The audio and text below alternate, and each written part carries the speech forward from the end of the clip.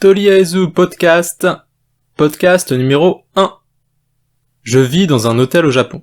Oui, je vis dans un hôtel au Japon. Si vous êtes célibataire et que vous n'aimez pas faire le ménage, vous pouvez aussi être tenté de faire le pas, comme Coco Chanel, Oscar Wilde ou moi. Qu'est-ce qui m'a poussé à faire le pas ? Après 10 ans de Japon et vivant dans le même appartement depuis 4 ans, je cherche à partir. Il est temps pour moi de découvrir un nouveau pays, et il y a plein d'autres raisons pour lesquelles je veux quitter le Japon, et j'y reviendrai plus tard dans un autre podcast. Mais c'est pas facile en ce moment de faire des déménagements internationaux en pleine épidémie de restrictions, de Covid. Je décide donc de vendre mes affaires et de trouver un endroit d'où je pourrais partir rapidement à la moindre opportunité. Avec l'absence de touristes au Japon et les dizaines d'hôtels vides construits pour les Jeux Olympiques, qui se feront finalement sans spectateurs, il y a de nombreuses offres long terme pour séjourner à l'hôtel. Je choisis un petit hôtel familial, entre hôtel et guest house, près d'Umeda, le centre d'Osaka, parce que c'est pratique.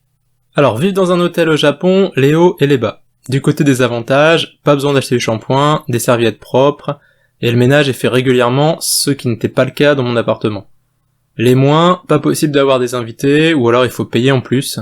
Pas idéal pour cuisiner, vu que c'est un hôtel, et beaucoup trop de promiscuité avec les Japonais.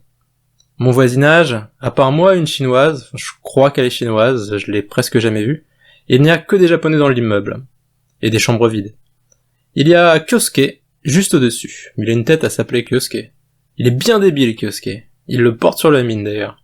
Il passe ses journées entre l'escalier et le rez-de-chaussée avec des cotons-tiges dans le nez. Il est livreur Uber Eats. Je suis pas sûr si j'ouvrirais la porte, même pour récupérer une pizza. En bas, il y a Router. Alors lui, il est normal, à part ses problèmes d'œsophage. Il fait du sport et tout. Mais c'est courant au Japon, les problèmes de rot. Les Japonais rotent beaucoup. Il suffit de faire 3 pas dans la rue et il y en a un qui rote. Une journée ordinaire dans un hôtel. En général, je me lève vers 8h30, 9h, ça dépend si c'est mon réveil ou Router qui réagit en premier. J'allume mon PC pour lire les news et réfléchir à mon prochain article. Je travaille aussi un peu. Je sors pour aller prendre mon petit déjeuner au café, j'évite les canettes de Strong, l'alcool pour poivreau que Kyosuke dispose soigneusement dans l'escalier. La journée passe et je vais au restaurant pour le dîner. Toujours les mêmes plats. Et puis je rentre. Kyosuke n'est pas là, il doit faire du vélo. Mais j'entends Router faire sa séance de sport. 1, 2, 3, banzai, bleh. Faut vraiment qu'il rouvre les frontières. Si vous voulez jeter un œil sur mon blog, suivre mes aventures en Asie, ou apprendre le japonais avec mon livre audio, tous les liens sont dans la description, n'hésitez pas.